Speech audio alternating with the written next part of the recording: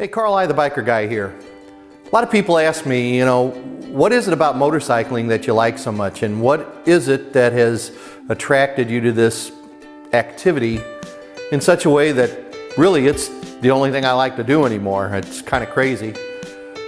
But I got to thinking about it, and there's so many things about motorcycling that are good that I had to boil it down, and I thought about three things that to me are the most important about motorcycling. The first thing is the ride itself. In the ride, there's so many things that are fun. Aside from the fact that we like to ride twisty roads and the exhilaration of the ride, motorcycling appeals to all of your senses, not just some of your senses. Because when you're riding, first of all, you visual sense, you get to feel things. You're feeling the road, you're feeling the wind, you're feeling things around you. Sound, you get the sound of the motorcycle roar and things that are going on in the streets and all of the other things that surround you. Smell's probably my favorite one, because living in Tennessee while I did, one of the best things was riding in the spring and smelling honeysuckle as you would just ride through some country roads. And I just love that. Now there's other smells that you get, like roadkill, that happen along the way as well, but it appeals to all of your senses. The other thing, I think the second thing about it is probably the food that you go and eat. Because, there's the saying, we're an eating club with a riding disorder. And, people joke about that, but a lot of times, in addition to the good roads, you're looking for a great place to eat. And mom and pop places along the roads are absolutely the best, and the kind of places that I look for. You look for Americana along the road, and riding any one of the number of great roads in this country, like US 129, the Dragon, or Route 66 in Oklahoma or Missouri as well. And I haven't done Route 66 in any of the other states, but Americana, you pass Americana, and with that Americana, you end up at some really great places to eat. And mom and pop places are absolutely my favorite. Diners along the way. The third thing are the people we meet. Meeting people, the camaraderie, the friendships that you make along the way.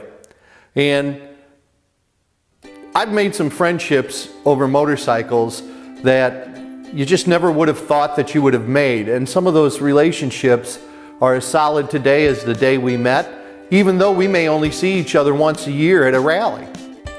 It's people that you follow on Facebook. It's people that can call, can text with, and enjoy something that is dear to both of you, or all of you. So the people along the way are really kind of cool. One of the people that I've met along the way, then I'd like to talk about them for just a brief moment. A couple months ago, my wife and I were riding to Martinsville, Indiana. In Martinsville, her grandparents are buried there, so we were going to the gravesite to honor her grandparents. And while we were there, my wife stopped at a store to pick up some flowers to put on the grave. I'm sitting on my motorcycle outside the store when a little bitty wisp of a woman comes walking up to me. She couldn't have been 5 foot tall. Her name was Irene, and her husband referred to her as Shorty. But Irene walks up to me and says, "Hey young man, you got a mighty fine looking motorcycle there." It was my Indian. I said, "Thank you, ma'am. Thank you very much." She looked at me and she said, "Are you enjoying your rides?" And I said, "Oh, I'm enjoying my rides as much as anybody can imagine." I said, "It really is the most enjoyable thing I do." She said, "Yeah, I sure wish we could." Well, about that time, her husband, who was a huge man, comes hobbling up on his cane. And he said, "Well, Shorty, what you talking about?" And I said, "Well, she was admiring my motorcycle." He said, "Yes, sir." He said, "That's a mighty fine looking Indian." And then of course we talked about how Indian has come back to prominence and how they're building new Indians these days. But what was interesting about this couple is they stood and talked to me for at least 30 minutes. At least 30 minutes. And it was just, we were like friends immediately. And the thing that stuck with me so long was, his name was Bob, her name was Irene. Bob and Irene didn't start riding until their 50s. And they rode for 32 years. They rode from 50 years old to 82. And he started telling me different stories. Stories about being in California and accidentally getting hooked up in a parade of Hell's Angels, and told me, he says, you know, those boys weren't all that bad. He told me about how he's made every state except 2, Idaho and Washington, and how he's made 6 provinces in Canada. So I got to thinking that, you know, what a wonderful life of riding this gentleman had.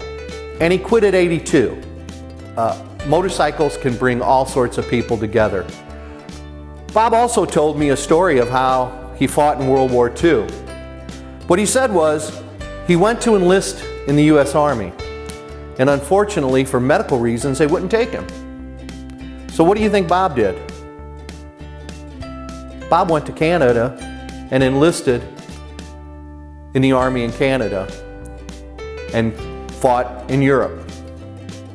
And Bob told me, he said, I wanted to go because I wanted to fight and protect us. So it's really all about the people, and it's about the people you meet along the way. Bob and Irene were amazing, telling story after story. And although we had places to be and we had things to do, I had to tell myself, what other opportunity are you going to have to talk with a gentleman like this and his wife, who were so in love with riding and had so many fond memories of it, and were, to a certain extent, living vicariously through my wife and I that day in talking and hearing about different trips. So what is it about motorcycling that's so much fun? It's everything. It's the ride, it's the smells, it's the food along the way, it's the people. It is what I consider living life to the fullest.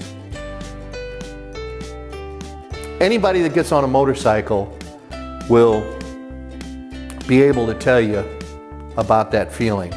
So if you have never done it, you ought to try it at least once. That's it for me. Carl I, the Biker Guy. Thank you very much.